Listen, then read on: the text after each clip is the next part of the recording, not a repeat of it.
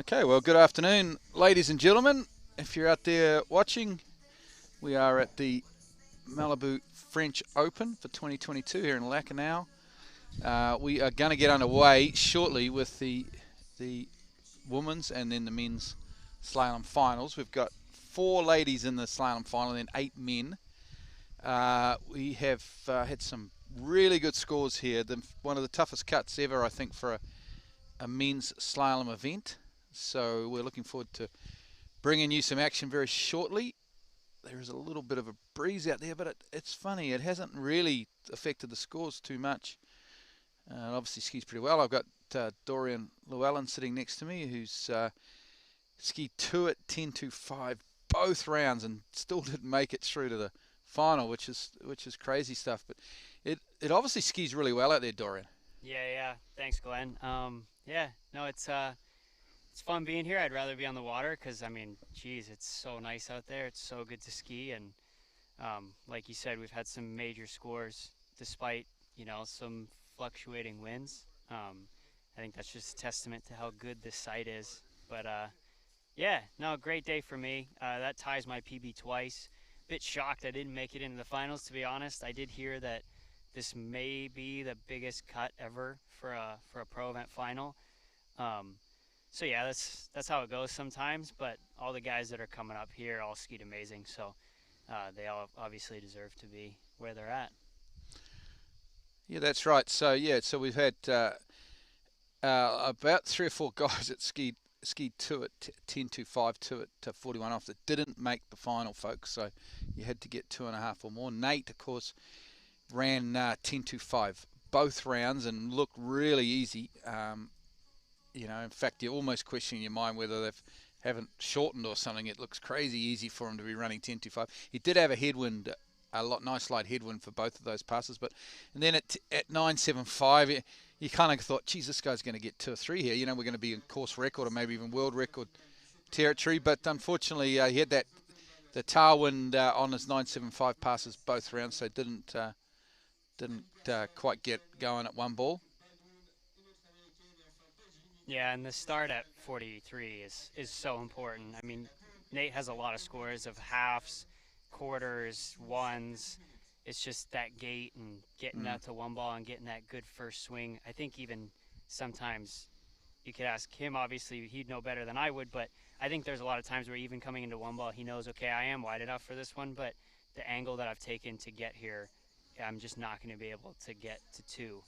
So obviously he's the best in the world for a reason, and he's able to run 41 like that, but it shows you how hard 43 is. It's just a totally different beast, especially with the wind that we had today. It was a very strong tailwind. Yeah, and it looks to be like it's going to stay. I don't think it's a pretty warm day here in Lacanau. I think it's probably in terms of Celsius, it's in the low 30s, 32, 33, which is Fahrenheit's probably getting close to 90, I guess. And we're quite close to the coast, probably less than 10 kilometres from the coast. So we've got the sea breeze here now, and it's great if we were jumping. It's a beautiful headwind, but for slalom it's a tailwind off the start dock, which can make it a little bit tough. You can see the pictures coming through there now, and you can see it's just a little bit choppy. But despite that, that water, the skis are sitting nice and deep in the water, and the guys are skiing. The guys and the girls are skiing really well. So expect some big scores here. Yeah, no, we're obviously the Lacanau Cup is occurring at the same time as this slalom event, so the Malibu Open, and yeah, I can tell you, we've been jumping here all week, and it's been awesome every day. Great headwinds. Today was a bit stronger than what we've had, but man, we were chomping at the bit yesterday already, and then today, man, all the guys and girls that are waiting to just jump tomorrow we're so excited. So it's gonna be awesome. But yeah, couple girls that have to slalom first, and I think Joel's the only guy for the overall group that squeaked in. He got 3 at 41. Like we said, that's possibly the highest cut ever for a pro event. So yeah, he's got that 1 round of slalom left, and then we can all be excited for that jump event tomorrow. There we go. Okay, so we're getting some live pictures now down at the start dock. We've got 4 ladies in the final. We've got Sandra Busus of Spain, And then three from North America, actually. We've got Garcia, Brooke Baldwin, and Paige Rini. Rounds out our four for the final. All the girls scored onto the 10.75 meter line. They picked up, all of them picked up 1s and 2s at 10.75. Just see off picture there, but I can see it live on the lake. The Malibu's doing a couple of dummy runs down the course just to get everything set in readiness. There we go. Lovely pictures here. Some magnificent sight. I know, Dora, it's your first trip here, mine as well. I've kind of been a bucket list sight for me. I've always wanted to get here to Lacanau over the years. I've seen some of the scores that have come out of here. I know some of the great skiers that train here. And it is just an amazing facility. It really is. A couple of lakes here, sheltered with some trees, lovely villas, everything you could want. It's I mean, I haven't been here in the winter, so maybe it cools off a little bit, but geez, it's pretty perfect weather in the summer. Nice and warm and sunny pretty much all day, so it's a magnificent sight here. Yeah, no, it's been amazing. For a lot of us, this is our first time here, a lot of us overall skiers especially. So yeah, we've all been super pumped. We have a house over here. I know a lot of the skiers have been staying on site, but we have our own little overall house. It was Rob Hazelwood, Joel, Edo Morenzi, and then Brooke Baldwin was staying with us, so she's been hanging out with the boys a little bit. And yeah, no, we've had the greatest time. Just been enjoying the lake, been enjoying hanging out with each other at the house and going to the beach every day. I mean, you know, we've been saying over and over again for the past couple days, it doesn't get much better than this. Yeah.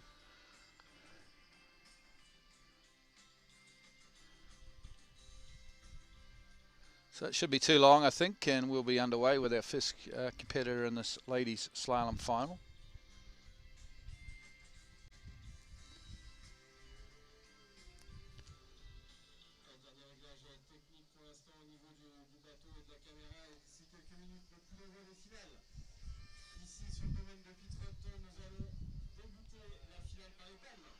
We see that Malibu now heading back towards the starting dock.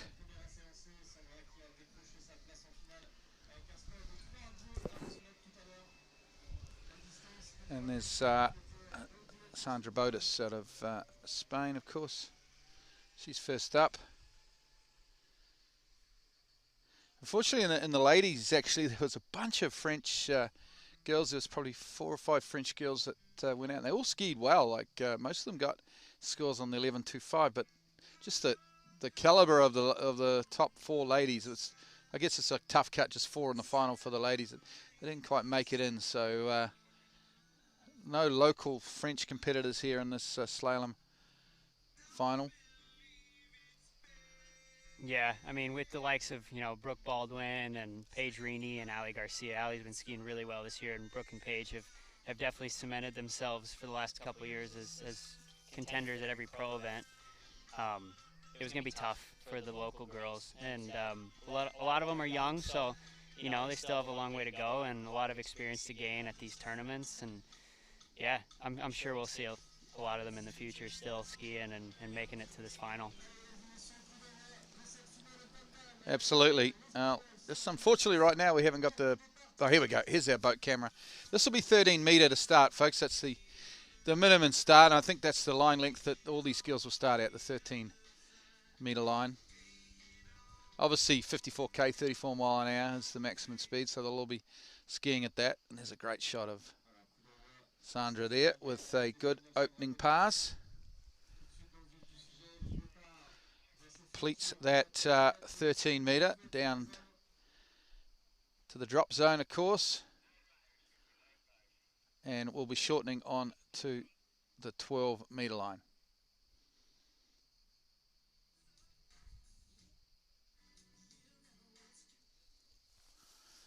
Waiting to, just get some pictures from... The Malibu seems to be running pretty well. Great to have that Malibu sponsorship on board. The boat's a good all-round 3-event boat. Dorian, you trick behind it, jump behind it, slalom behind it. Looks like a great boat. Yeah, it's been great here. I have heard no complaints from the skiers today. The drivers were awesome. The boat was good. The site was awesome. So, Yeah, I mean, again, I feel like I'm a little bit of a broken record right now, but you look at the scores and there's not much you can say. It's been a really good day for slalom skiing, that's for sure.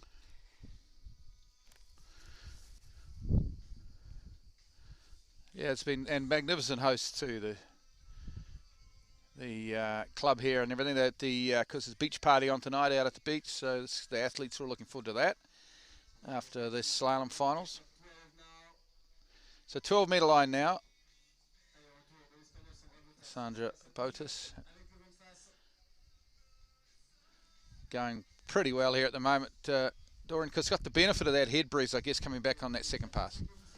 Yeah, so we've all been noticing the last couple days that the site, it seems like, you have different sites feel a little bit different, and sometimes you feel fast, sometimes the water feels hard or soft, and it's crazy how many different things there are when it comes to each site. And one thing that a lot of the skiers have noticed here, between slalom and also actually jump as well, is that we seem to be slowing down a little bit, which in a lot of people's minds, obviously that can be a really good thing. But now you have your gates with a big headwind and you feel a little bit slow.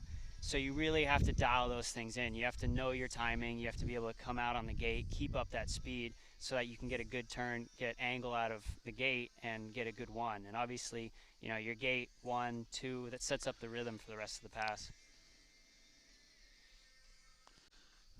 Certainly does. I mean, right now, the wind does not seem super strong. It has. I think one thing about today, it has fluctuated a lot.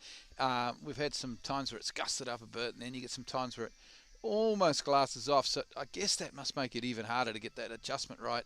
So you would spend a bit of time looking down the lake, I guess, and when you're at the drop zone, just looking ahead of you and seeing what's going on. Yeah, for sure. I know Sandra right now, she's coming into the pre-gates. She'll be looking at the wind. She'll be seeing if there's any darker spots. And as she turns here, she'll have known that she either got the timing right or didn't. So 11.25 now. He's got herself in a bit of trouble early here, actually.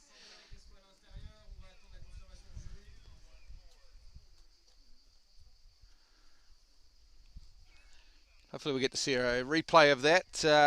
That's not a great score for her. She's certainly been skiing a little bit better than that in the previous 2 rounds. Dorian, what happened here? It does look like she came in pretty hot into 1, got a little bit of slack, and then she does really good to correct it coming into 2, and maybe overturns it a little bit, doesn't get the angle that she wants out of 2 ball, hips a little bit behind, ski stands up, and then unfortunately she can't make it outside of 3 ball. Yeah, so that's a little bit disappointing. I guess her scores have been higher than that in the previous couple of rounds.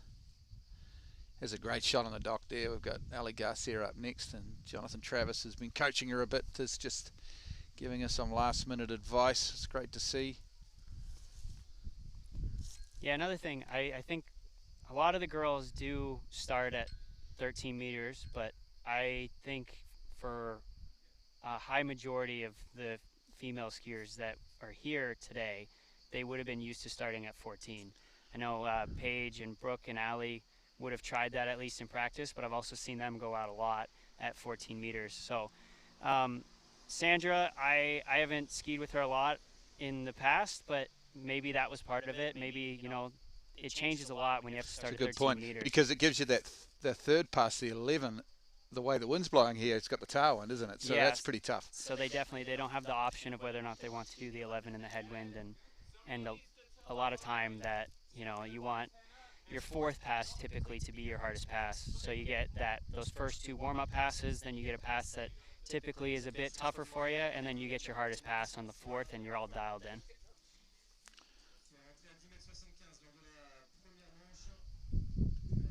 Yeah, that's going to make it. That is going to make it a bit tougher, I guess. That third pass downwind, because in the previous rounds they were starting at 14, so that gave them the 11 metre or the 38 off pass into the breeze. So that's going to add a little bit of drama. Geez, Garcia has had a great season. This has been a real coming of age season as a pro. You'd have to say, Dorian, she's been top 5 in so many tournaments this year. So it's great to see. Yeah, you could see it starting last year at the Worlds. She ran 38, and then we went to the Collegiate Nationals. We were actually on the same team together at the University of Louisiana Lafayette, and she went out for the team and ran 38 again there. So Yeah, she'll be coming out here and she'll be looking at the wind just like Sandra did, trying to dial in her timing on this first pass so that when she comes back for 38, that she'll be all ready to go on that gate pull out. But yeah, this is looking smooth and easy for Allie. So she's just feeling things out there and seeing from buoy to buoy how the lake's feeling and how she feels and what she wants to change or work on in this set to make it the best possible set for her. Absolutely.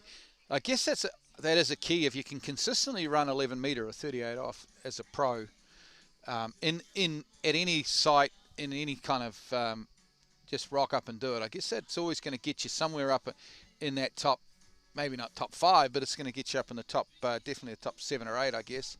And that's what she's been doing. She seems very, very consistent on that 38 off pass. Yeah, a lot of the technology in the last years, obviously the men's scores have gone up and the women's scores as well.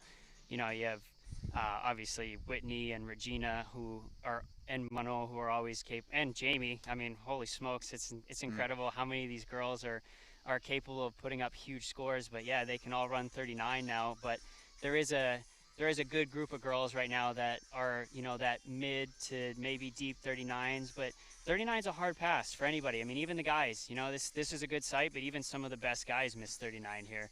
So, yeah, for a girl right now, just the scores that we've been seeing at the pro events, if you can get through 38 and you can get a couple buoys, you're always putting yourself in the conversation. Absolutely. So here is Ellie Garcia now, and this is 12 metre, 35 off. She's got the benefit of a nice little head breeze there as she comes through the entrance gates. Out of one ball, pretty nice. Round 2. On time and early at the moment. As she comes across the 4, she'll head to 5. Just rears up a little bit out of 4, but she's fine out there. And that's a good 12 metre pass from Ellie Garcia. Yeah, looked nice, looked easy. She's like we were talking about, with starting at 13, you know, that hard pass of 11 meters, it comes at you quick. So you want to go out there and you want to feel things out as quickly as possible. You want to smooth out any of the nerves that you have, which a lot of those go away as soon as you get up out of the water.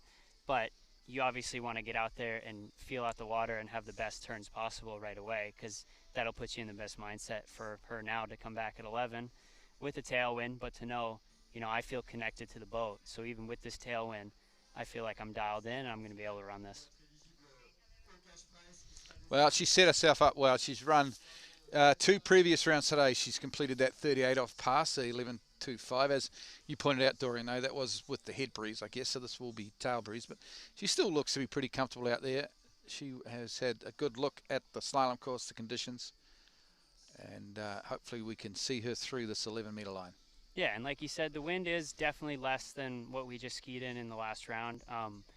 I believe Allie went out in the last round at 13 meters to set herself up for this final, get used to it, and she ran 4 in that big tailwind. So with less tailwind here, it'll be interesting what she does now. Okay, here she is, Ellie Garcia from originally California, but of course Florida now. Oh, rears up a bit out of 1. She's in trouble early here, but not a bad 2. She's sort of back in this. She fights hard. Round 3. This is a scrappy pass, but she's getting it done. Oh, 3.5, I think, unofficially on the 11.25 metre line.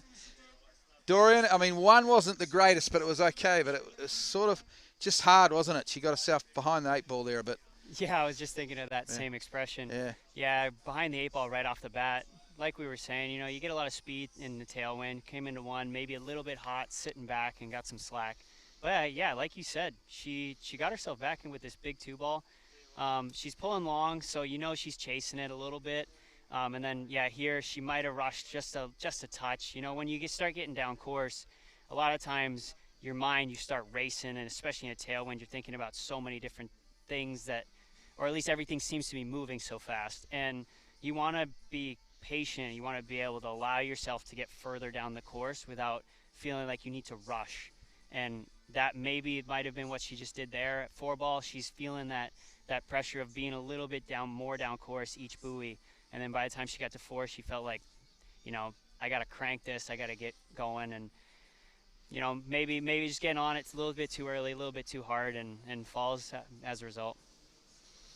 That's a shame, but she has got herself into the top spot at the moment with 3.5 out of 11. At worst, she's going to finish 3rd at the Malibu French Open, of course. So, I mean, it's going to be a great day's water skiing for her, I'm sure. But let's just see where she ends up here. It's two very accomplished slalom skiers yet to come. We've got Brooke Baldwin and Paige Rini, of course. So you'd expect those two girls to run that 11.25 metre line, but as we've mentioned before, they have got that tail breeze behind them on the 11s. So Yeah, for sure. Allie put herself in a good spot. She took the lead, and like you said, you would expect that Brooke and Paige are going to be capable of running the 11-meter line length, even in this tailwind. But yeah, you put yourself in the lead, and you unfortunately you have to sit and be a little bit nervous on shore. And I'm sure Allie wishes she had more to try to close the door, or at least feel like she's making the girls sweat on the dock. But they still got to go out there and they got to do their own thing, and it's never easy. None of this. Sometimes these girls and these guys make it look very easy. It is not easy going out there and knowing the scores that you have to beat. Knowing for Brooke now, knowing that she wants to beat Allie's score, but she also has to be cognizant of the fact that Paige is coming behind her. Yeah, so I'm guessing obviously she's gonna know that she's got to run 11, though, I would think. So first up, here's the 13-meter line from the start dock in. As we said, that tail breeze behind her. It's not awful. The breeze has certainly been stronger today as Brooke makes her way down this pass. Getting it done at round 5. She's going to have plenty of time for 6. That was a pretty nice opening pass there from Brooke. Yeah, it looked smooth, looked easy. Yeah, and like you're saying, she knows that she has to run that, but it can be tough, to be honest. This is a pro event after all, and not only is money on the line, but the title of winning the tournament, and she'll know that when she comes into 4, and maybe it's not at the front of your mind, but it is somewhere in your mind. You will subconsciously know. Well, I shouldn't actually say that. There are skiers that don't watch the skier in front of them. They don't want to know the score. But a lot of people know the score, and when you turn that buoy, the last thing you want to be doing is thinking, well, if I stand up and I S-turn, or if I safety turn this, then I at least take the lead. Like, you want to be able to go out there and have a plan and stick to it, and we'll see. Time will tell what Brooke's plan is and how she executes it.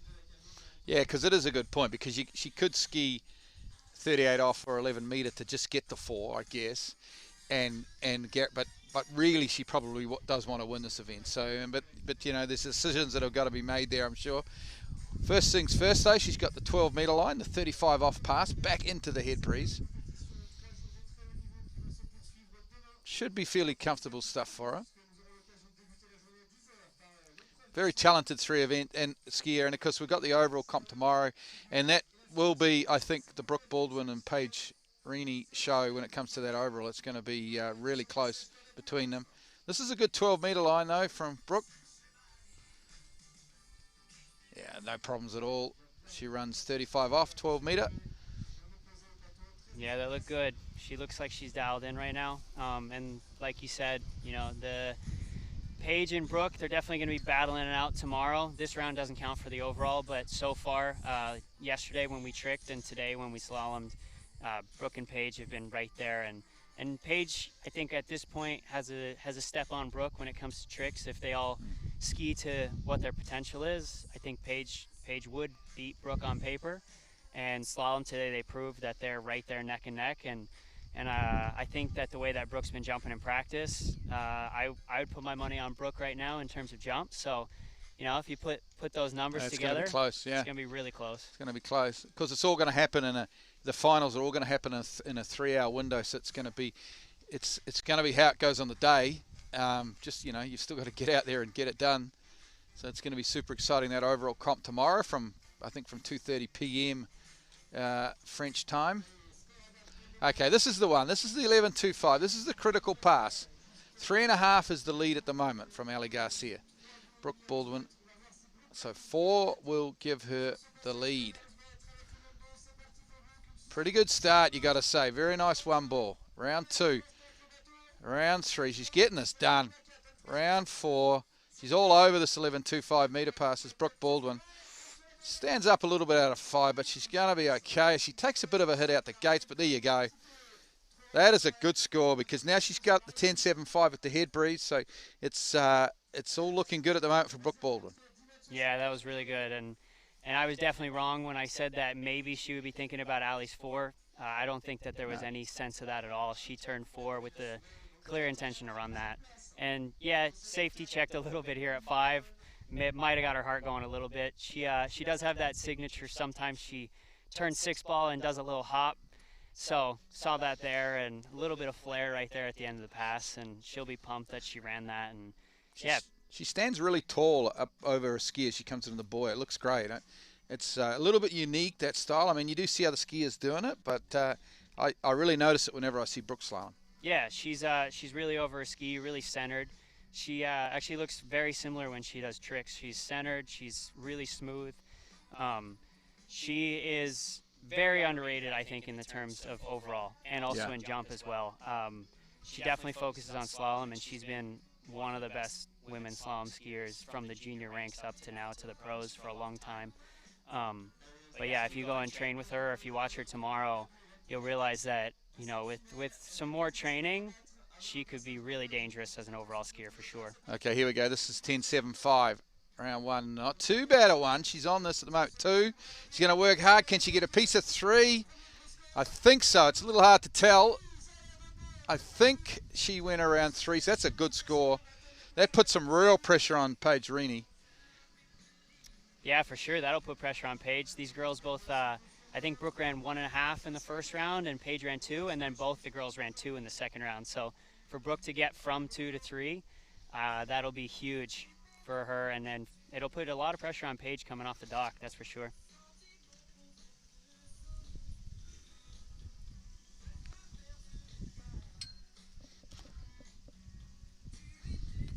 Yeah. Oh, yeah, we have got confirmation. It's 3 boys there. Actually, two boys at 10.75 for Paige. That's got to be pretty close to her best, so wouldn't you think? So it's going to take a close to PB for Paige here to win this event. So Brooke will be feeling good about her slalom set, I'm sure. Yeah, I think for sure. Especially, you know, given the way that the girls are skiing right now, 2 today seemed like a really good score, and they both were happy when they came back to the house. So you got to imagine getting one more buoy, getting that one up on Paige so far is making Brooke pretty confident as to where she's at. Okay, Paige Rini now. This is a 13-meter to start from the start dock end, obviously, behind the Malibu towboat here at the French Open.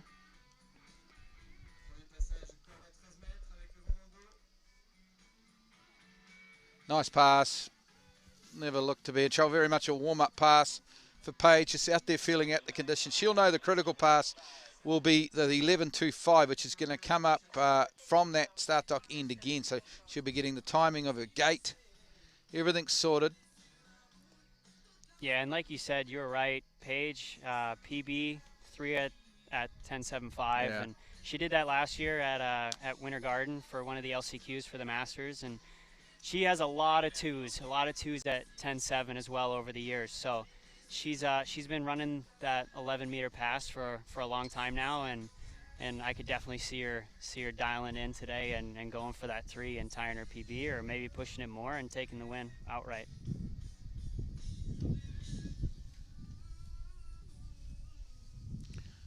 Yep, but she started off well with a good 13-meter pass. 32 off. She's shortening down to the blue, shortening the 12-meter line.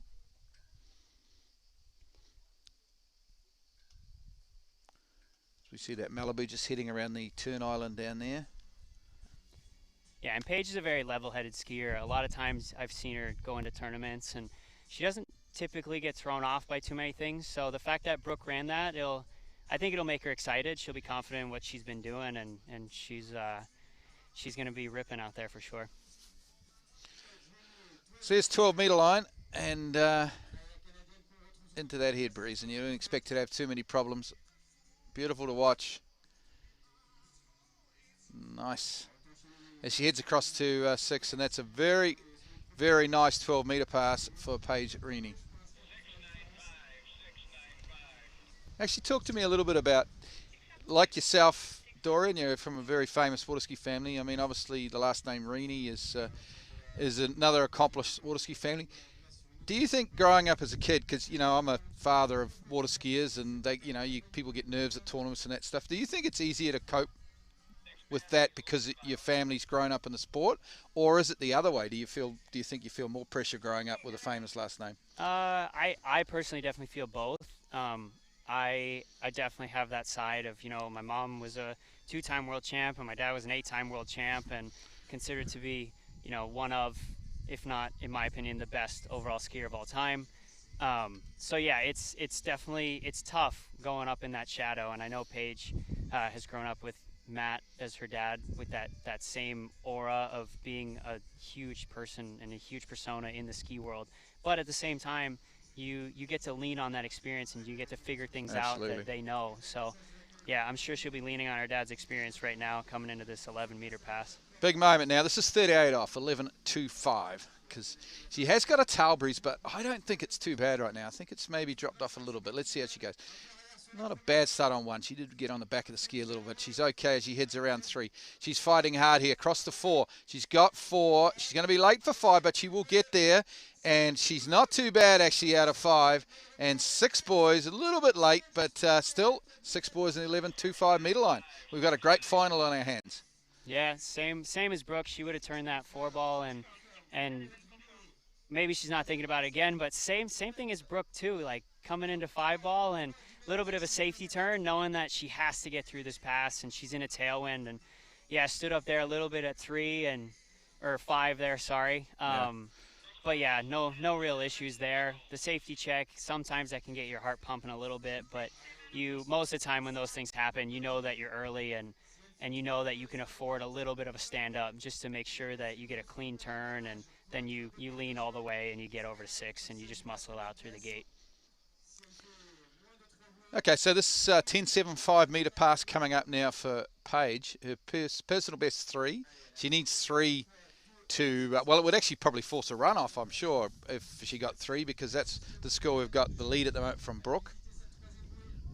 She's had 2 at least once today already. I think maybe even twice.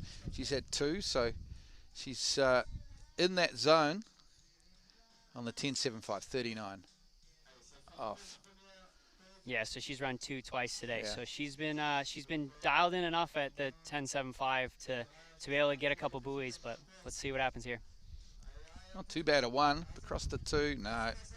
Obviously wasn't as good a 1 as I thought. So 1, she's happy enough. She's finished 2nd here. What happened here, Dorian?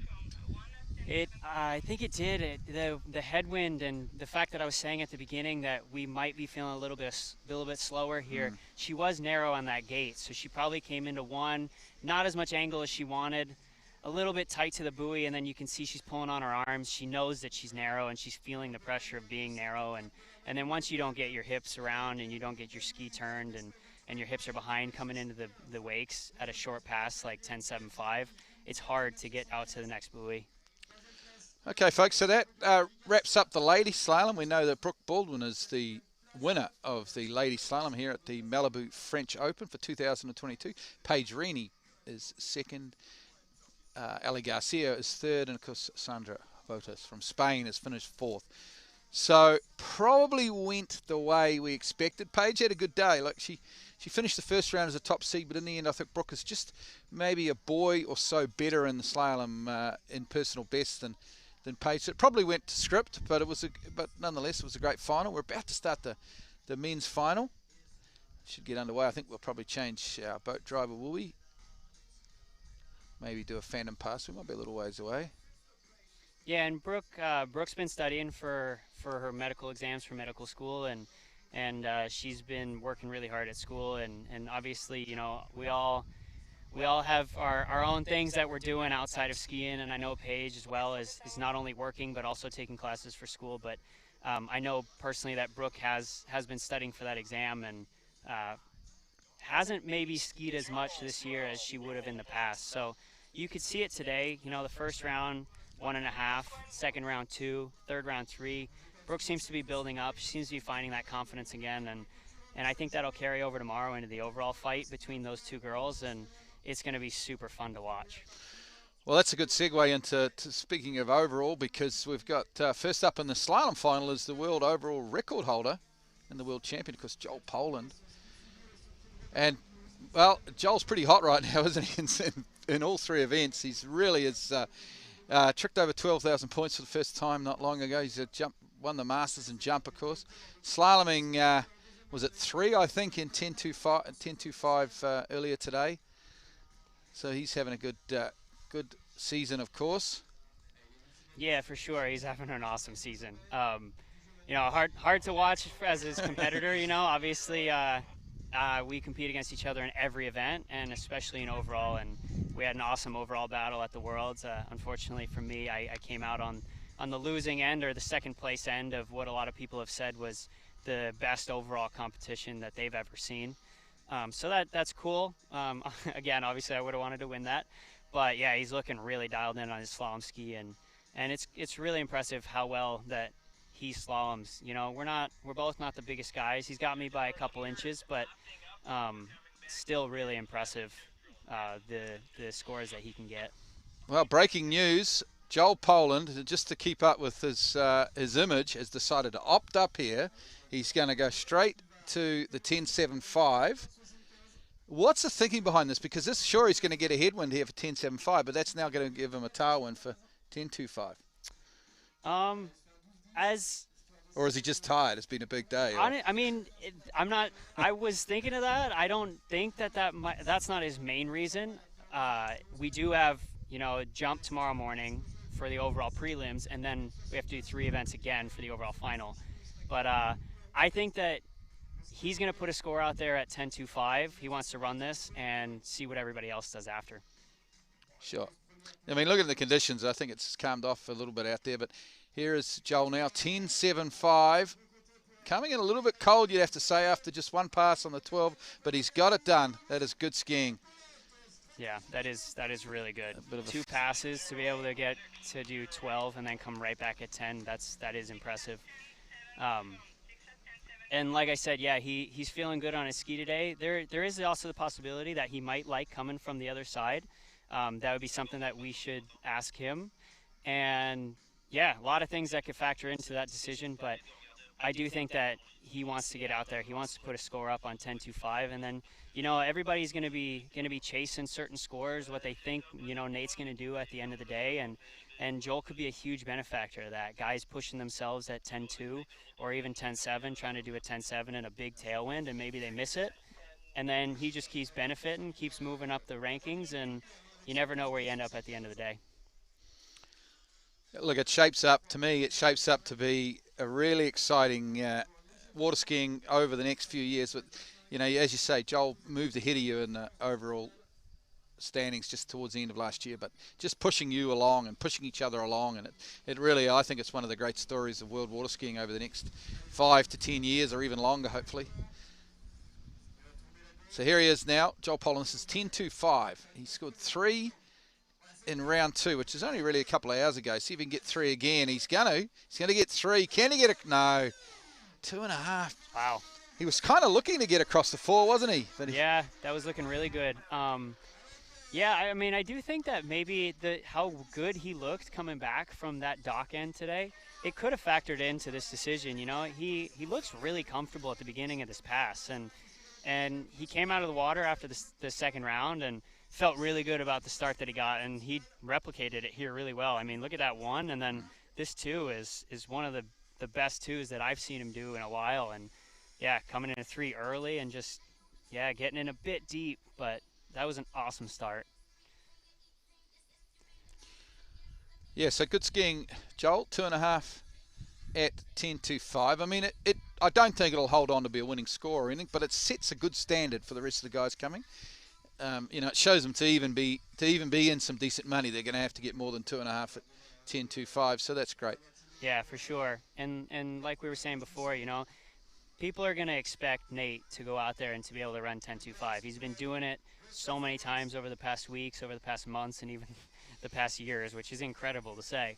But they're going to know that he's capable of that. And they're going to go out there thinking that, you know, I got to get deep down 41, and if they come out of 1 or maybe even 2 and they're just cranking turns, trying to get as early as possible, you know, they could be blowing out their fin at 1 or 2. And then, like I said, Joel's going to just keep moving up that list. And he's put a really good score out there right off the bat. And it's up to everybody else now to to try to chase whatever they think is the score that they need to do today. And Joel can just sit back, relax, and know that he's got a great score on the board. Absolutely, he has set the standard. 2.5 at 10.25. Brando Caruso now. He's had a good day so far. It's been getting, I think he got a 3 at 10.25, 3 at 41. Yeah, he got a 3 at 41 right away in the first round. He was part of that group that at the end of the day today were pretty comfortable, knowing that they were in the finals pretty early on in the second round. And yeah, he looked great out there. He's been really good for a really long time. So I'm expecting a good score out of him today too. Yeah, he's an experienced athlete, been around quite a while. Probably don't see him quite so much up, in the US anymore, I don't think. I'm just trying to think, but I do remember him coming up to Moomba a few times years gone by. Yeah, Brando and I we go way back. So my first Europeans that I ever skied in, I was 12 years old, and it was in Milan in Italy, and he was there. I believe it was his first or second European. So we kind of grew up in the European ranks together. But yeah, I mean, you look watching his ski, and it's really good. It's always, he was a slalom skier right from the get-go, while also being a really good overall skier as well. But slalom for him has progressed over the years, and like you said, maybe he wasn't always around, but people always knew that he was a factor as soon as he showed up at the lake, and he just proved it right there with a really easy first pass at 12 meters.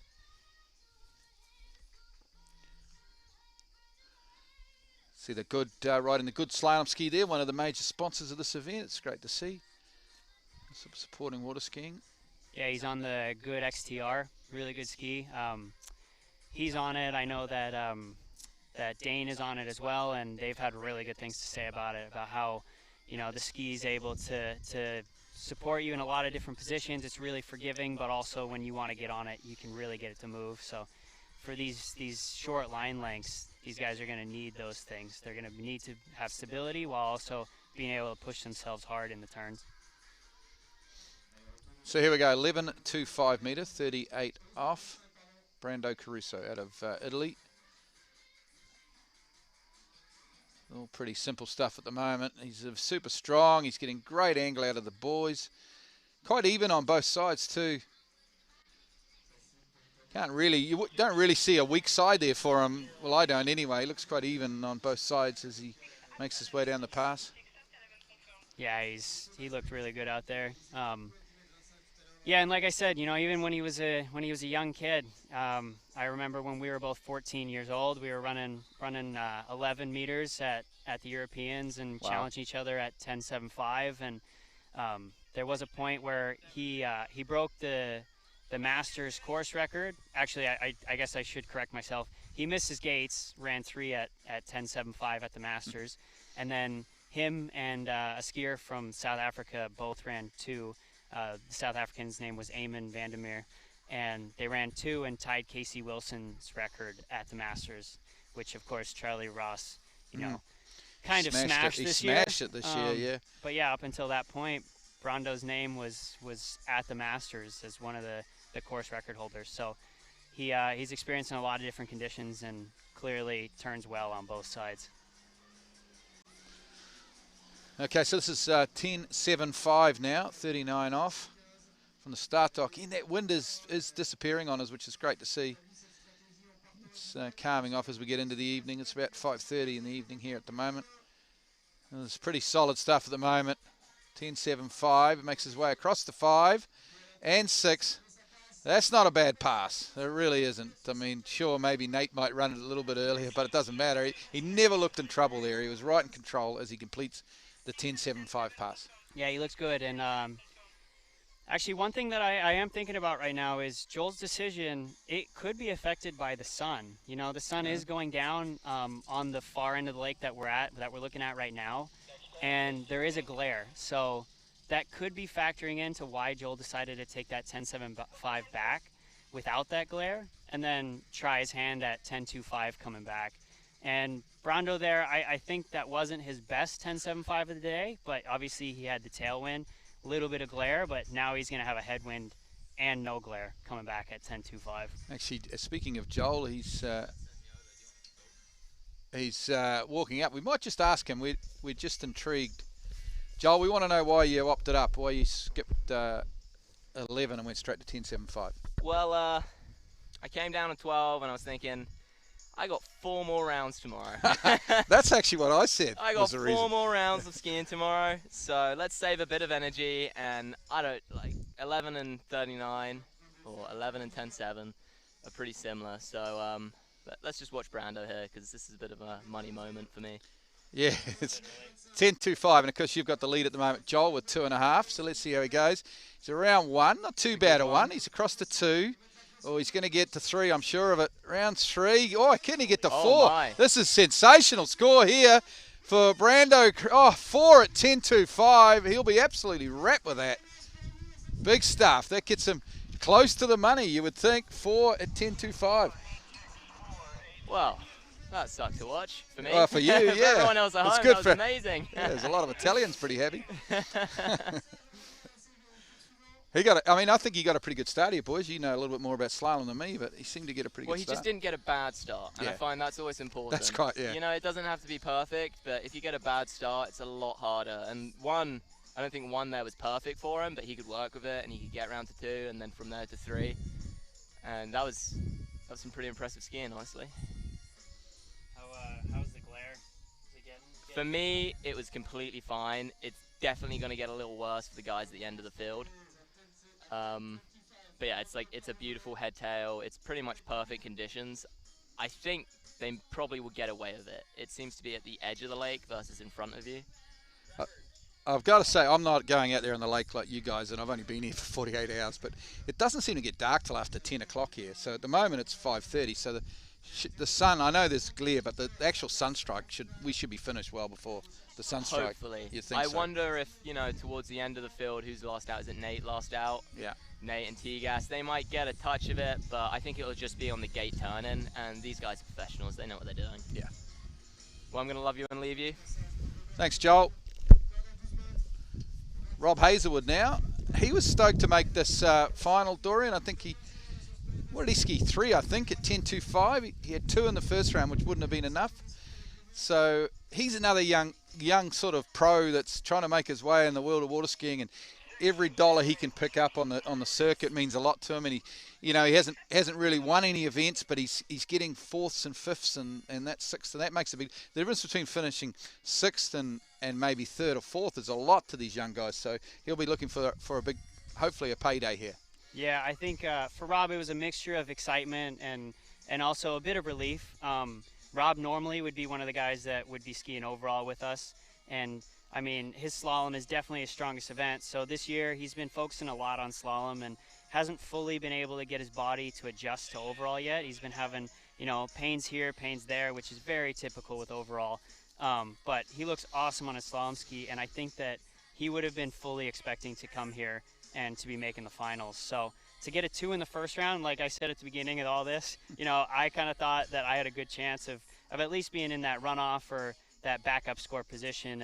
And for him to, go back out and to see I now not only have already run 2, but now I have to run 3 to get in, it would have been a bit of a relief to get that 3 and to just be like, okay, I've secured, my finals for the weekend, and I've definitely, done what I've came here to do. And now Rob's definitely not done yet, but he feels very good about where he's at and how he's skiing for sure. Okay, here he's now returning on the 11.25 metre line. Looking very good at the moment. He started well here at 38 off. Round 4 he goes. 5.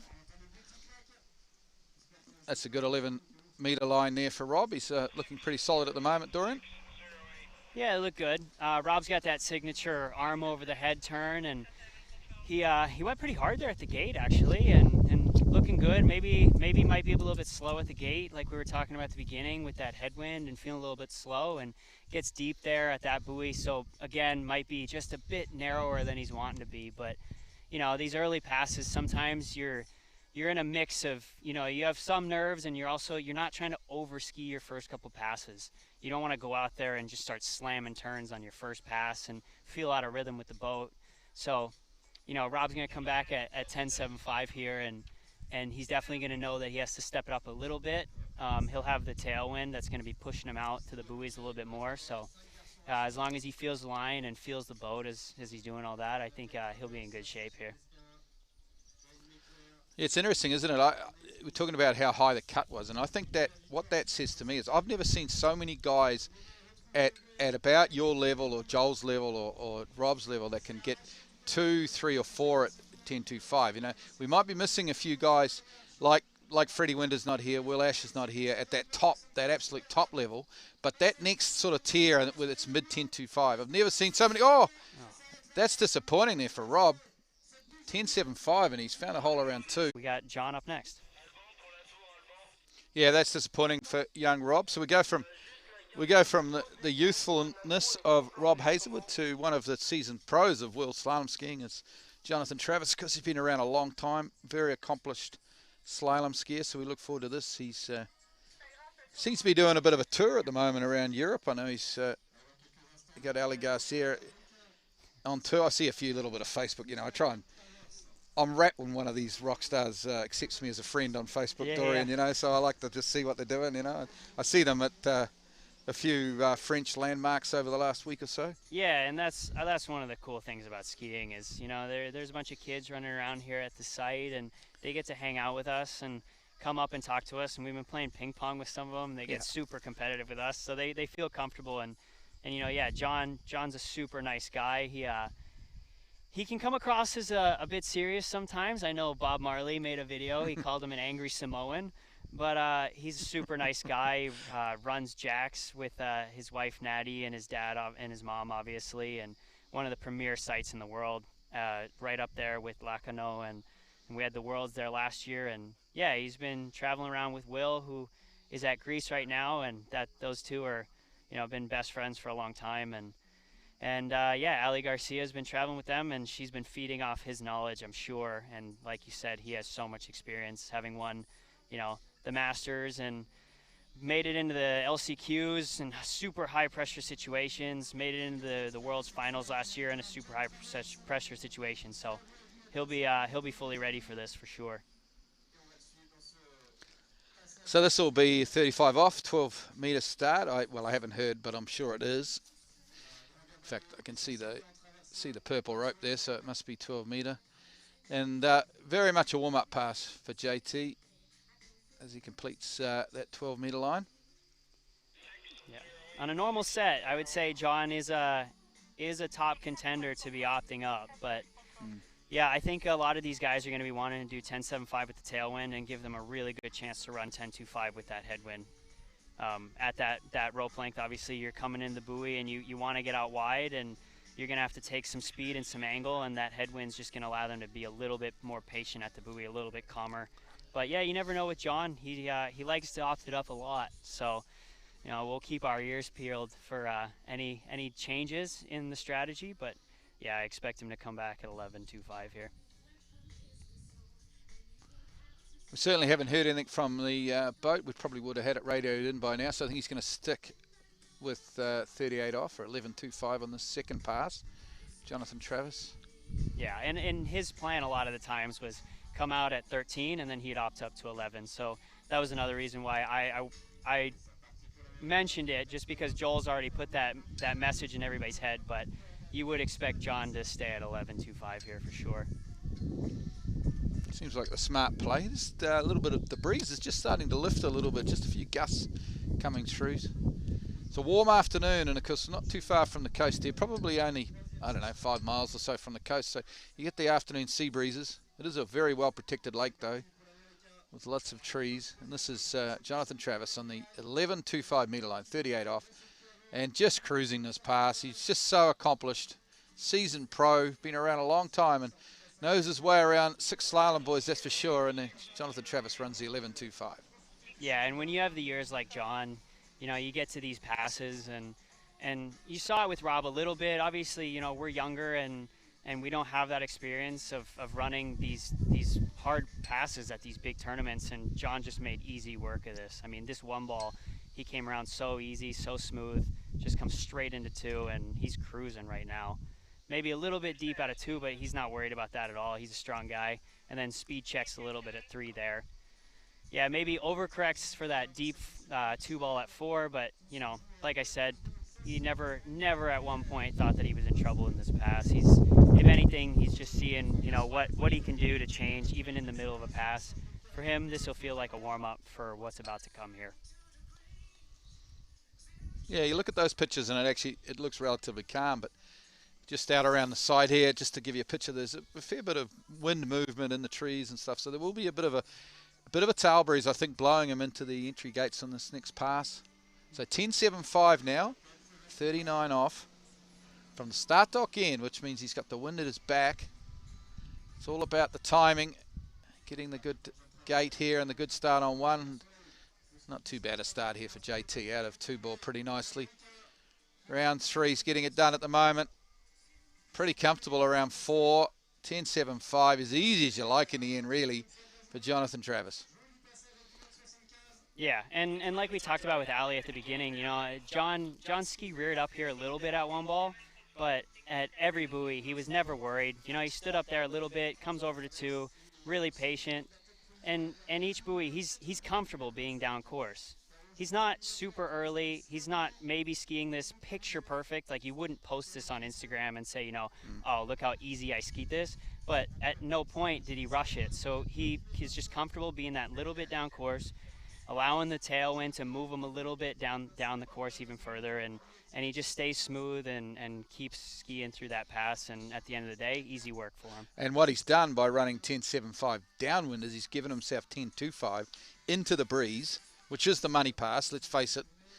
You know, the difference between 3 and 5 here is a few $1,000s, I would think, the way it works out. So, you know, it's good that he's given himself a bit of a head breeze.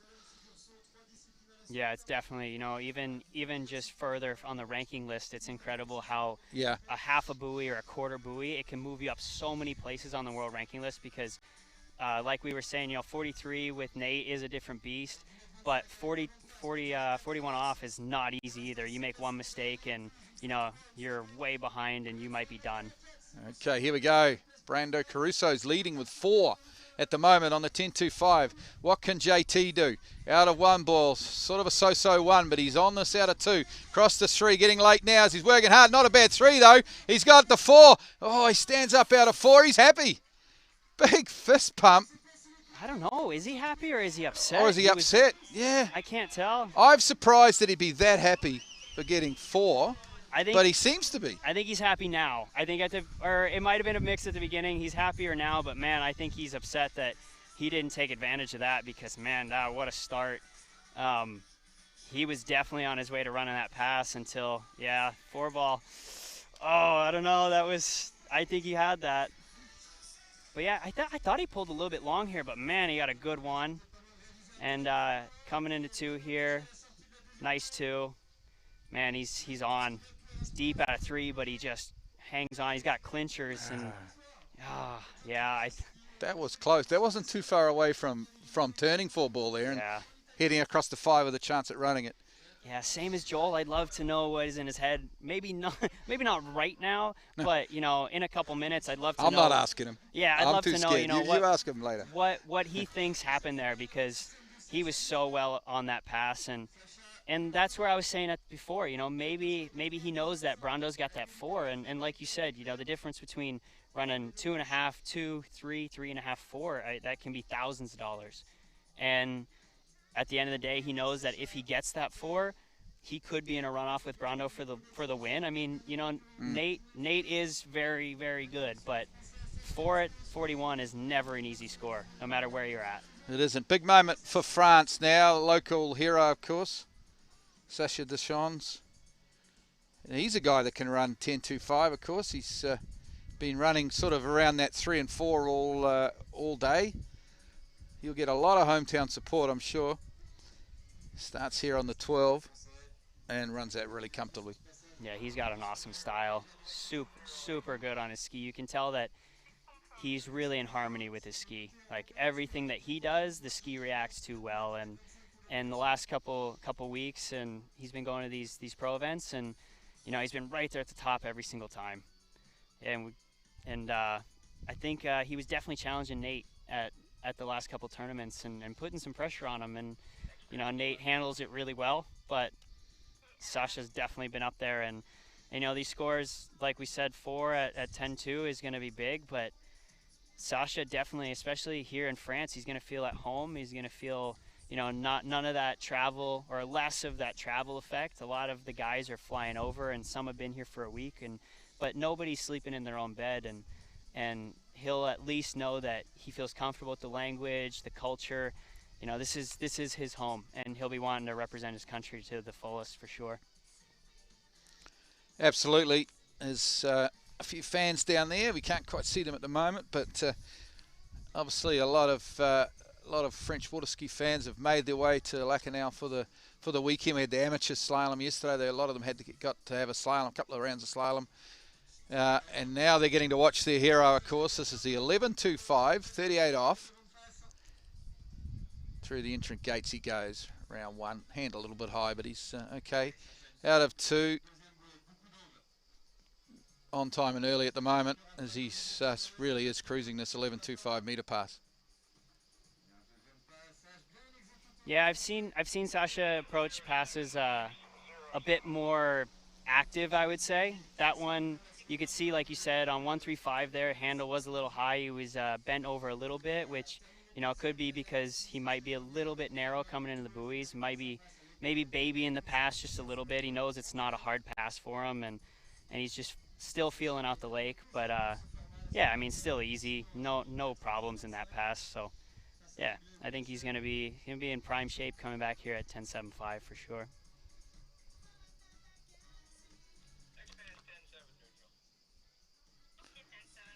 So 10.75 coming up now.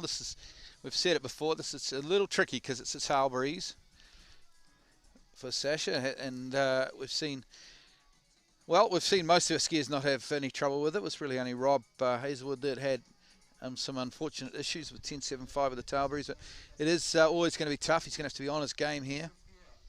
Yeah, I think Rob stands to remind you that, these guys make this look so easy, but yeah, even at 10.75, one major mistake and you're in the water, and you're just wondering what happened and wishing you could have another go.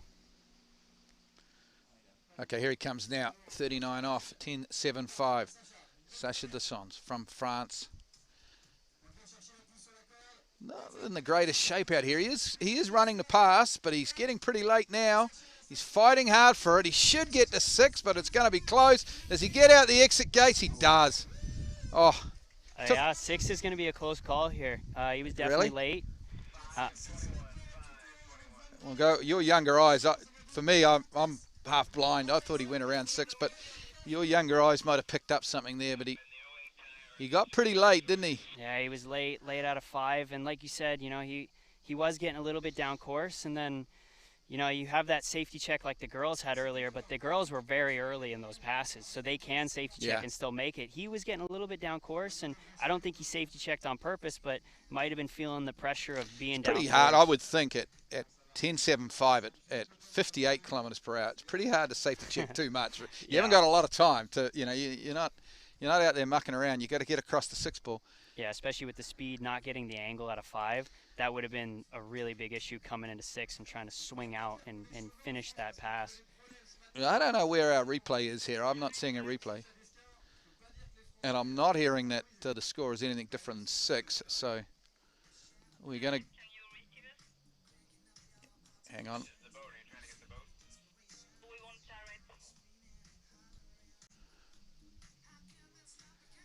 Here we go. Yeah, I know Sasha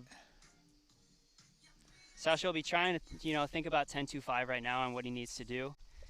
Here we go. We're just looking for the replay. That's what the delay is. I think we're... But yeah, they are sitting down there for a while, so that tells me that they're looking at it. Yeah, obviously the boat judge and the tower judges had some doubts, so... Yeah, it's just so hard, when you don't get the angle out of the buoy. At 10.75, you can still sometimes get away with it, but you know, it's tough. If you get to the wakes and your ski's not going in the direction that you want it, it's hard. You can't really force it anymore. At that point, it's too late. But yeah, like you said, you know, not a bad start. Like he looks all right here, and maybe a little bit of rear up there, and I think this is where he gets a little bit down course. There, he lets the buoy go by, and you would think he'd be all right, but then this is where he stands up, and maybe a little bit narrow at 5, and then just doesn't get outside of 6. I don't think. No, I agree with you. I didn't pick that up the first time, Dorian, but I agree. I don't think he went around 6 here. It's a judge's call. But I'm going to go with 5 there at 10.75. Yeah, and he'll be sitting at the end, and he'll be nervous because he knows that they're deliberating, and you know, this is, I think, one of those moments where he might not know. I think the buoy might have hit his ski, and he might not know whether or not he got around it. And he'll be just trying to think about what he wants to do at 10.25. He's not letting the judge's deliberation knock him off his game, because he knows as soon as that they say 6, he's got to go back in. If they say 5, he's done. He doesn't have to think about 10.25. Well, if you're sitting at home watching, you'll all have an opinion. I don't see any red buoy on the inside of that ski, so I think he went inside it.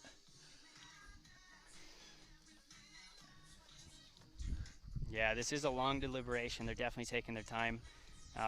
You know, there's a lot of pressure on these judges, and no one's perfect, obviously. Even in every sport, you have calls that get debated. Oh man, the Stanley Cup playoffs were just a couple weeks ago, and obviously being from Canada, I'm a huge hockey fan, so I can tell you that every single call that the referees made is debated online by everybody and their mother sitting at home, and these judges know that people are watching, so they're trying to get the right call, not only for the skier, for the other skiers, but also to give everybody and all of us the best package possible, because you know, I want to see Sasha at 10.25. I want to see what he's able to do. Well, we all do, and I tell you who really wants to is this French crowd. He's their big favourite in this event. So the crowd will be hoping that he went around 6, but I don't think he did. But it's a judge's call. Yeah, I'm not sure what the delay is here now. I think we're not looking at replays anymore, so it says to me they've made a decision. Yeah, I'm not sure what the delay is at this point. For me, what would be really interesting, and what will be interesting, I think we're getting a call right now from the judges. Okay, so that's interesting. They're wanting to check there's a second camera in the boat. Oh, here we go. And this is what we're looking at now. They want a second opinion on the camera. Yeah. That's inside that buoy for sure.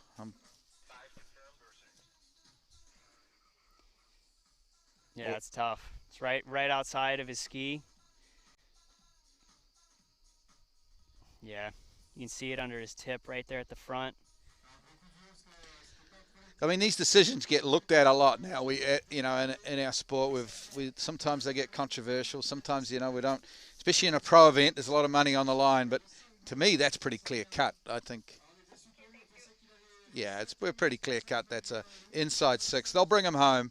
This disappointment for Sasha, but disappointment for the French crowd as well, because he's not going to feature on the podium in the French Open here.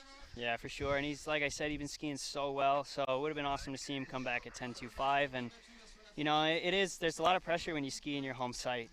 Just watching my dad and Whitney and a lot of these Canadian skiers, I remember when I was a kid watching them ski in Calgary, and obviously, you know, Whitney had the worlds of, you know, anybody's dreams winning 3 gold medals, but I watched my dad and I saw how much pressure it puts on him, you know, to bring home that gold in his home country.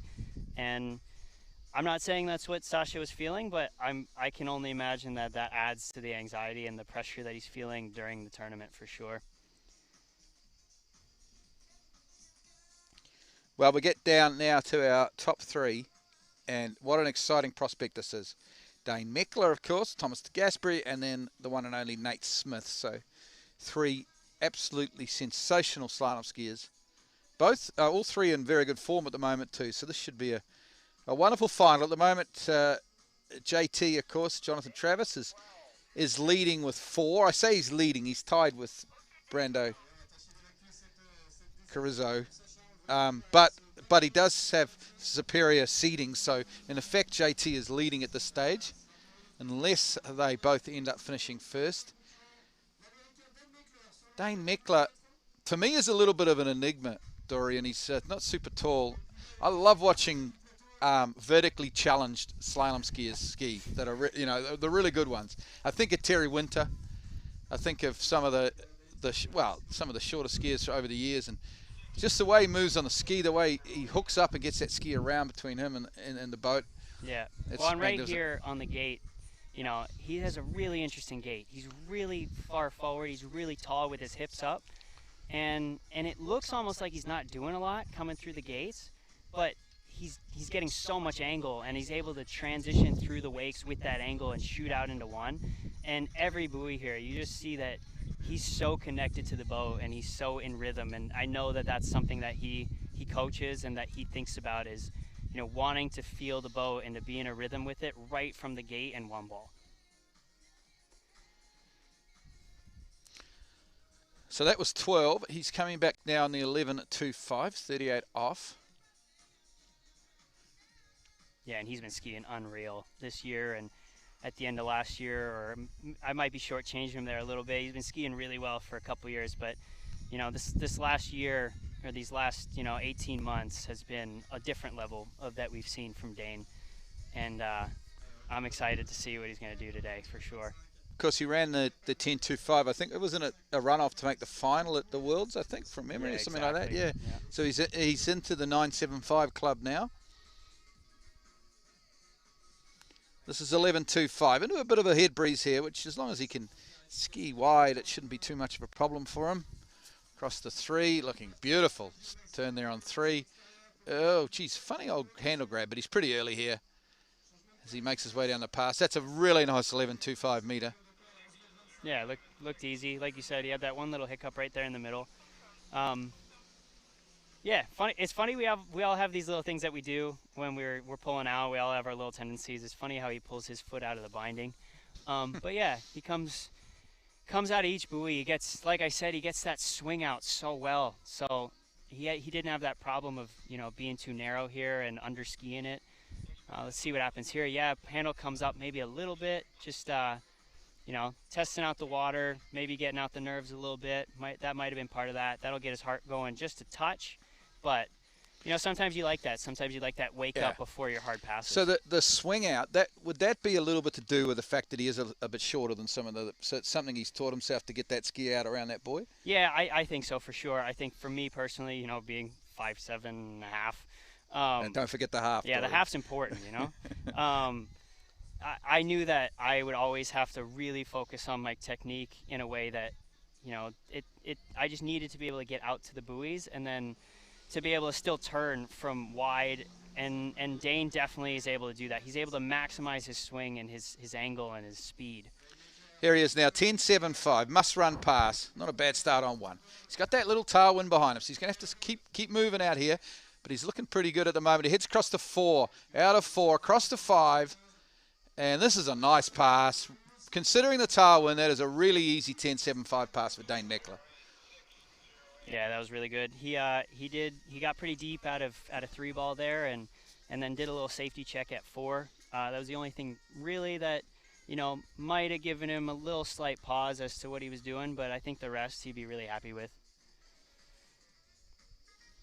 But yeah, coming out of 1 ball here, really good over his ski, centered, and he gets a little deep there. I think maybe coming in hot into 4, and then the little safety check there, and. After this, he's just cruising, just running the pass, and being comfortable with where he's at.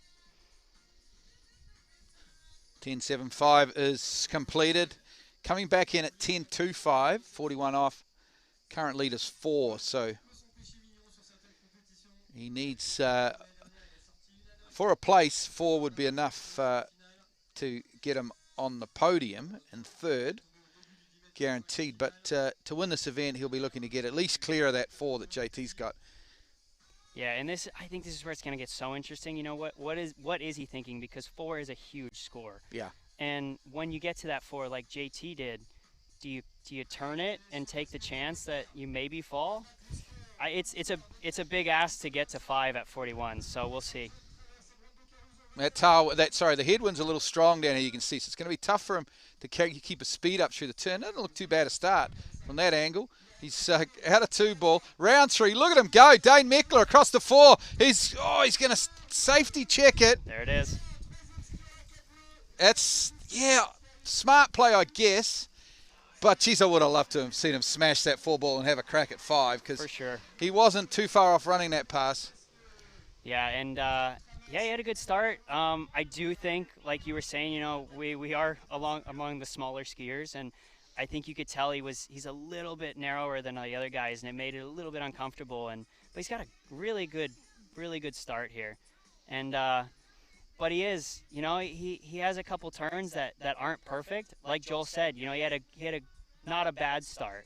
I should refrain from saying he had a great start, but he had a good start, but, his ski's coming up a little bit. Maybe he's not getting as much angle, and by the time he gets to 4 ball, that's where that decision comes into play. Because if you're a young guy, if he cranks 4, falls off, he gets 3.5, then he's looking at, sixth position maybe. If he stands up around 4, he's in 3rd. I mean, that's a few $1,000s, I guess. I mean, it's a professional sport. He's got to pay for the expenses and the flight over and stuff like that. But, the water ski purist in me would have loved to have seen him had a crack there, at turning 4 and head into 5. Yeah, and it is a common theme in. Did he get? Have we gotten a judge's call that he's actually gotten 3 and that he didn't get around 4 ball? Oh, that's what the score's saying. Well, we might have to double check that and confirm that. But the thing is, under the assumption that if he had gotten 4, I guess we have to talk about it as hypothetical at this point. But, for anybody that would be in that situation, if you're coming in late into the buoy and you do try to crank it, he knows that everybody at tournaments, we always know there are these scores that guys end up clumping up at. Yeah. So he knows a lot of the guys that are left are going to be thinking about that 4 ball. Okay, so here's the judges are checking this, folks. So you can judge for yourself at home. 3, I think he went around 3 there. Yeah. So his ski comes up a little bit. I don't think he's getting the angle that he really wants, but now he's back on it and he's looking good coming through the wakes. Maybe he's getting a little bit of air, so that'll throw him a little bit off as to the angle that he's going to get. Oh, are we going to be able to see the buoy here? Oh, I can't see that, Dorian. You need younger eyes than mine.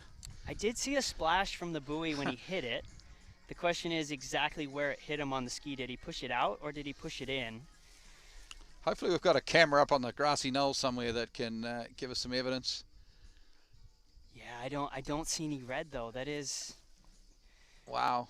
He is making the judge's life difficult today. I guess to be fair, when we watched it live, we had the far away camera angle, so it was pretty hard. I just presumed he went around it. Yeah. I was a trusting guy, Yeah. And like we've been saying, at 41, it's such a hard pass if you don't get that angle. And, you come into a buoy and he looked at a 3 ball like he would be all right. If you talk to Nate or if you talk to John and Will and all these guys, they might be able to say right out of the buoy, nope, he's not getting to the next buoy. But, to the normal skier, even just a general fan, you would have thought that coming out of 3, he's going to get there. But that's how hard this is. You don't get that angle, and then you're coming into the next buoy, and you're pulling all the way to the buoy. But just that direction, that pendulum swing that you're taking into it, it's shooting you in the wrong direction. It's just shooting you inside instead of allowing you to swing out. Well, I think the judges have made a final call and they've got it at 3 because it looks to me like they're about to. Oh no, they might go and have one more look. Maybe this is this camera from the grassy knoll I was talking about. I don't think so. It looks like the same camera angle to me. Because Dane's on the dock, he's arguing it, I'm sure. Wow, good one, I think. And a little bit of slow there at 2, and ski rears up here. He jammed on the back foot a little bit, and but I think that little bit of air that he gets over the wakes there, I think that messed him up. Because if he had been able to stay down through the wakes, his ski would have swung out more. Wait a minute, Dorian. I might be seeing things, but I thought I might have just seen a red buoy there. It is hard because you've got the glimmer of the sun. You know, we're getting in after 6 p.m. in the evening here. But yeah. Wow. The other drama, because the longer we delay, the worse the sun glare is for Nate and T-Gas that are still on the dock. Just a little bit of drama here, which we all love, of course. The skiers don't love it, but we love it here in commentary. Yeah, well, and like you said, you know, there was some contrast in the watercolor there. We have the shadows coming down, and that's, you know, there's give and take to everything that you have with the site. We got 4 boys here, folks. We've had judge has reviewed and saw what I saw, and she looked young too, Doreen. So it's not just the old guy. Yeah, no, I think that's a great call for the event. I personally, I guess I was talking a little bit too much, thinking about him coming across the wakes. I didn't see that last one, but yeah, they must have seen something, because this will make things really interesting with another score at 4. Thomas Degasperi now. This guy, to me, when I think of T-Gas and Slalom, I think of the ultimate professional, really. The guy that, you know, his PB is not as high. He's not a guy you put out in a practice set and expect to maybe win an event. But you get him in a situation, I've seen him at Moomba, I've seen him in slightly adverse conditions. He seems to know, he's got his head all around it. He knows what he has to do, and he'll find a way of getting there. He's sort of that ultimate sort of professional slalom skier. Yeah, for sure. T-Gas he's always somebody that you have to reckon with when it comes to podiums and wins, for sure. I mean, it's the reason why he has 2 world titles. It doesn't matter what the day is. You know that he's going to have a score, or he's going to be capable of putting out a score that's capable of challenging for the win. And a lot of times, you know, we go to these sites, and like today where it's perfect and the scores are really high. But it's still a hard pass. It's still a really hard sport, and you never know what could happen. And T-Gas is definitely capable for, and I mean, I think a lot of people watching this around the world would love to see T-Gas run 10.25 as well. And I think that's, I might be wrong, you can correct me here, I think that's the one thing that you could put on a resume that would still be eluding him is running that and being a part of the 43 club, or that 9.7. Yeah, I haven't got it in front of me, but I've got it from memory. He's a 5 or a 5.5 even, maybe a 5.5, I think at 10.25 or 41 off. And yet, if the guy needs to get 3 boys or 4 boys to win a title in anything, he will find a way to get there. Always. Here's 11.25 now for Thomas Degasperi, of course. Italian superstar, former winner of Dancing with the Stars. And good 11.25 meter pass. Yeah, he looks good out there. Like you said, a consummate professional. He on these early passes, he doesn't do more than he needs to. He feels out the conditions, and you know, no real scary moments there for him. His heart rate's probably pretty good. He's pretty calm, and yeah, he's probably thinking that he's feeling great out there, and that he's going to be able to challenge for this lead, and maybe he's excited, thinking, well, I refrain. One of my goals, or one of my keys that I take into sets like this, is to always stay in the present. So he's not thinking about 10.25 probably yet, but he's thinking that he is feeling good out there. So he'll take that confidence into this next pass. He'll think about 10.75, and then we can talk about 10.25. Yeah, so that's obviously 10.75 next pass. He's got that, going to have the tail breeze. We're watching a replay here of his 11.25, his 38 off pass. As we said, it's a little after 6:30 in the evening now, so the sun is starting to lower a wee bit. So there's a little bit of glare out there. Actually, we're back live hopefully soon with our pitches, because T-Gas, I can tell you, is pulling out for the gates. Here we go. 10.75, 39 off. Not the greatest one, but he's going to get a good 2-ball. He's right foot forward, of course. Breaks forward a little on 3. He's pushing and prodding and pulling his way down this pass, though. Don't expect him to miss this pass. Even though he looked a little bit ski ugly at times, he was never going to miss that pass, I don't think, Dorian. He had it under control. Yeah, I did know. I don't know if I should be calling out people, but I did see him. He did look back after his first pass. I don't know if he was checking the boat path or if he was looking at the glare and the wind. I'm going to go with he was looking at the wind. I think that the drivers that we have here are all top notch. So I did see there though that 1, 3, and 5 he did hesitate. So I was waiting to see if he looked back, but he didn't. So I think he's comfortable with the driver. I think he knows now what he needs to fix in order to fix the 1, 3, 5 issue that he just had. And yeah, I'm excited to see what he can do coming back. But to be honest, that wasn't his best pass that we've seen, and it'll be interesting to see what exactly he tries to change here and if he can get it, because you will see it right away at 1 ball, I think. That's interesting comments. I did notice that.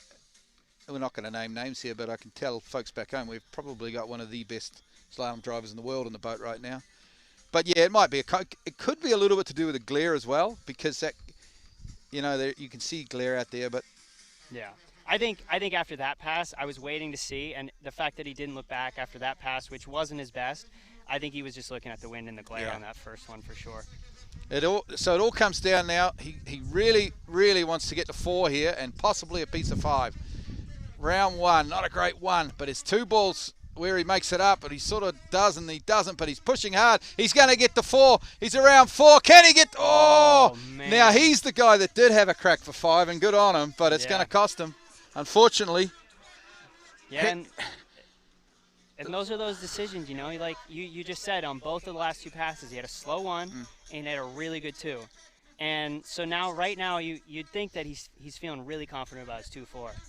So when he comes out of 3 ball and he's coming into 4, maybe he's, Dane was late and Dane decided to check up, but he's feeling confident about his 2-4 side, and he thinks, I want to go for it.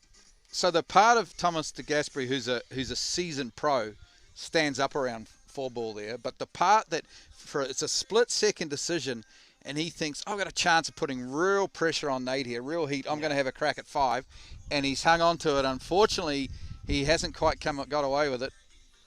But yeah, he had it's not far away though, is it? Yeah, he had a good enough 3 to where I completely think that's a warranted decision. You watch Dane's 3 and well, actually I don't know about John. John was really good, but Dane's 3, he had a little bit of a checkup, a little bit on his back foot, and then you see him come into 4, and I think it was a good call to stop.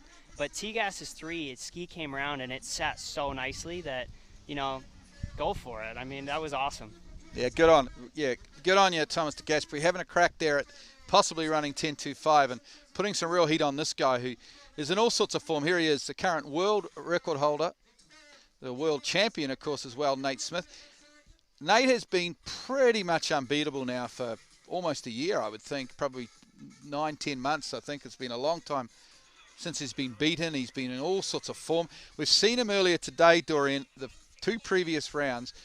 He ran 10.25 both rounds, and about as easy as I've ever seen anyone run 10.25. I mean, well, let's face it, you don't see 10.25 run that often, so I haven't seen that many. But he was just absolutely smoking the 10.25 or the 41 off earlier today, so he's in really good form. He's been in really good form, you're right. He, last week and the week before at every pro event that he's been at, he's either been challenging to run that 10.25 or he's been running it. And not the other guys haven't been cracking those scores. So, he has found a different level right now, and he's just in the zone. And you can just see it in his skiing. He's just so confident, so relaxed. It is very impressive to watch. Absolutely. And I mean, he's going to do 11.25 now.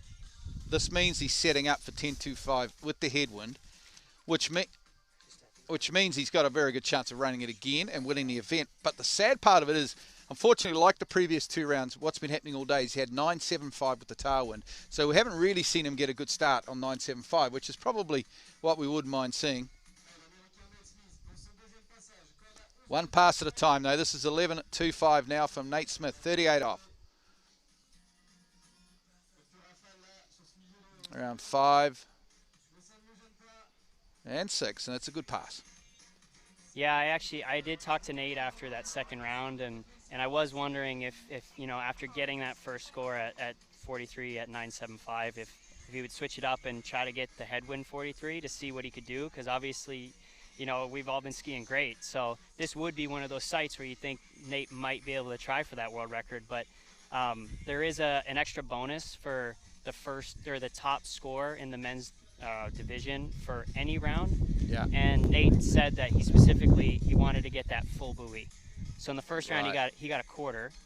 And so in his head he thought, you know, if I try to run 10.25 in the tailwind and I miss it, and somebody runs 10.25 in the final, they can easily get to 1, or not easily, I shouldn't say that. They can get to 1 and they can take that extra bonus away from him.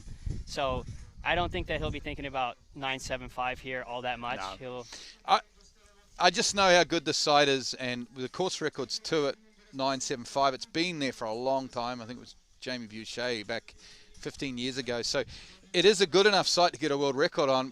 We probably need it to be glass calm today, I guess. That's the issue. Just this breeze means that you've got to do some passes with a strong tailwind. Speaking of that, this is what's happening now, because this will be 10.75 now for Nate with that tailwind behind him.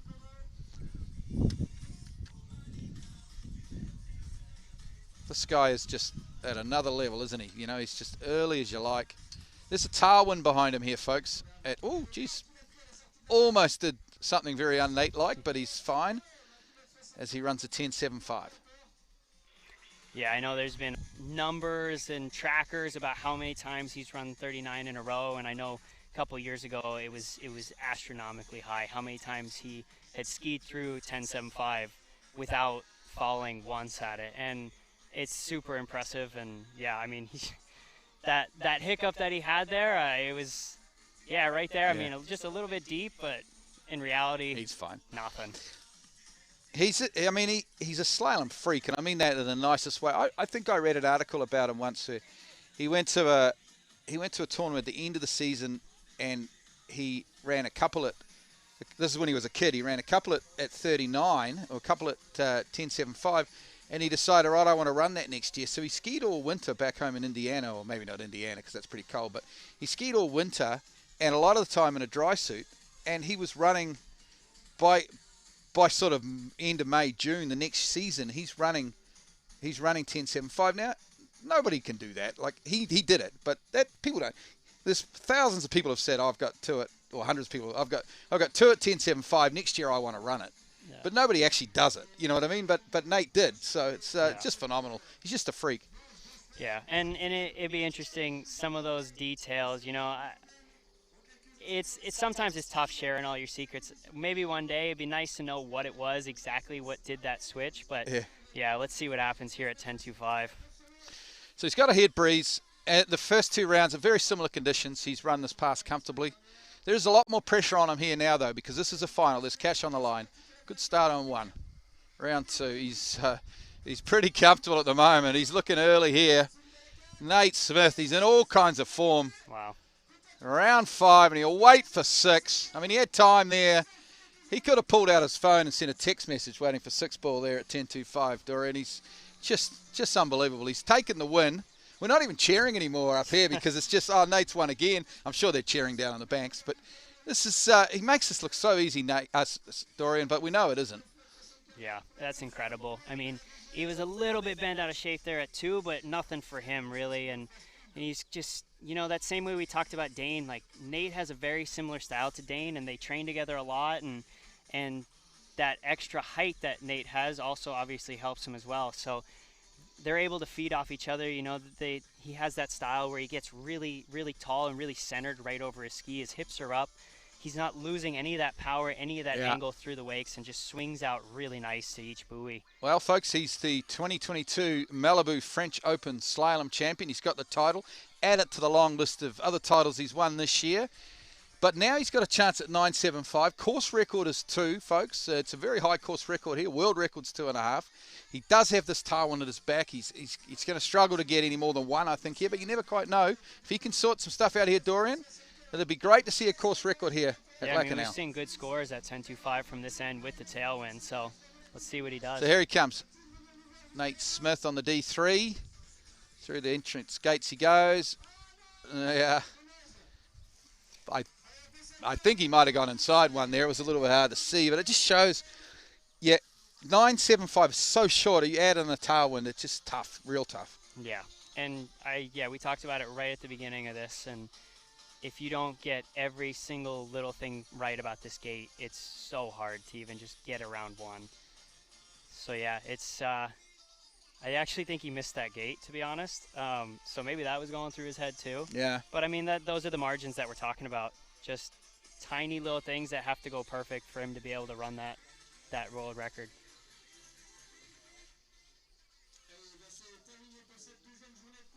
So don't forget, folks, as the crowd cheers their champion, Nate Smith, as he comes back in front of them.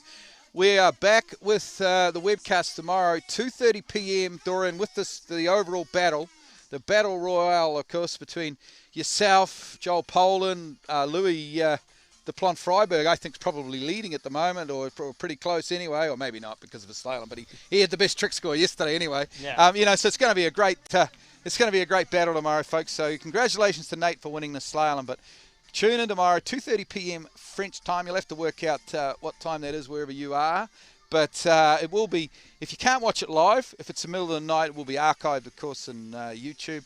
But we're looking for it. It's going to be great. We've got 3 hours, essentially, of a package deal. We've got, you guys are going to slalom, you're going to trick, then you're going to jump. We're going to keep the scores updated. We're using for the first time too, Dorian, iTrick, which is the splash eye version of trick judging. So we should get the scores pretty much at the end of each pass, which is exciting for the sport of trick skiing.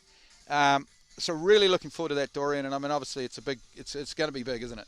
Yeah, I'm excited. So, the slalom portion of this tournament is over, but the entire tournament itself is still on, and there's so much action left.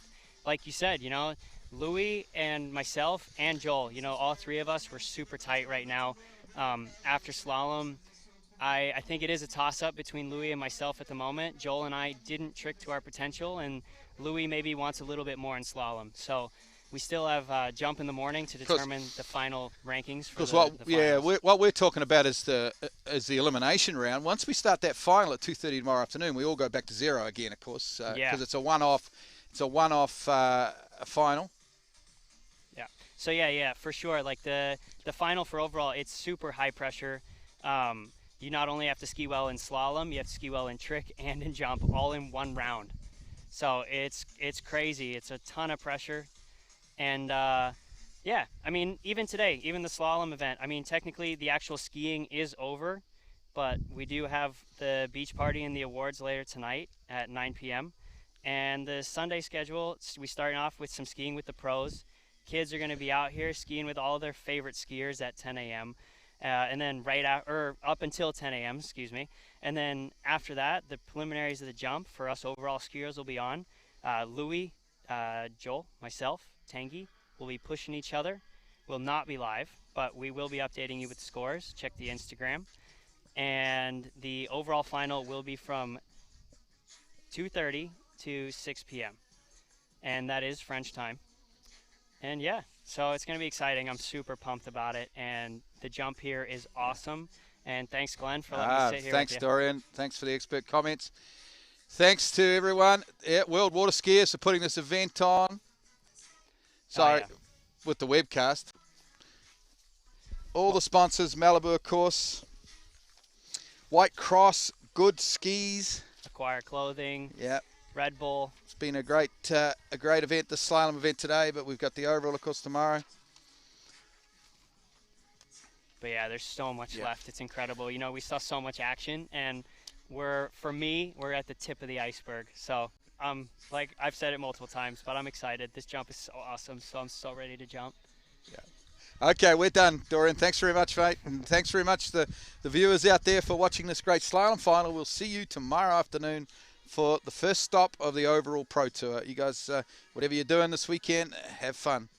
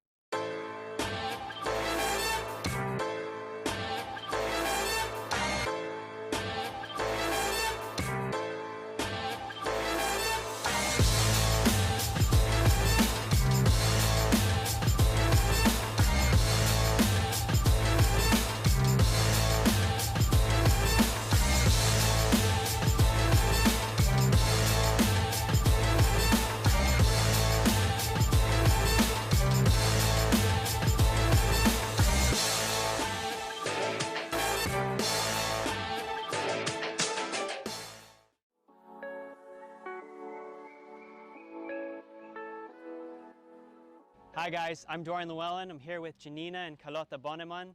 We're out here testing some new Camaro gear, but as always, we love our Camaro titanium suits. This is a Camaro titanium suit. It's super flexible and stretchy. It feels like a second skin. You wear it and you feel like you have nothing on and you can move freely.